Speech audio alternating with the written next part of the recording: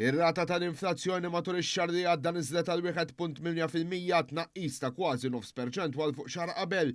Fix-xahar tal-Minit li għadda l-inflazzjoni kienet inqas minn nofs dik li kienet sena qabel minn 3.7% f'Diċembru tal-2023 għal 1.8% f'Diċembru tal-2024. Dan ikkonfermatu statistika tal-Eurostat li turi kif ir-rata tal-għoli tal-ħajja f'pajjiżna hi kważi perċentwal inqas minn dik fl-Unjoni Ewropea.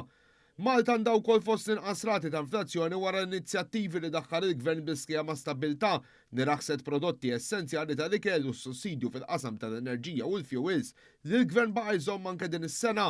Sissa l-Gvern ħareġ sussidju fosthom fl-enerġija li laħħaqet minn 120 miljun euro.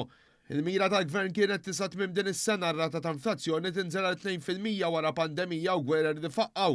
Iżda l-Eurostat ikkonferma kif din il-mira pajjiżna laħaqha ferm qabel u aktar milli mistenni għax l-inflazzjoni niżlet taħt 2%.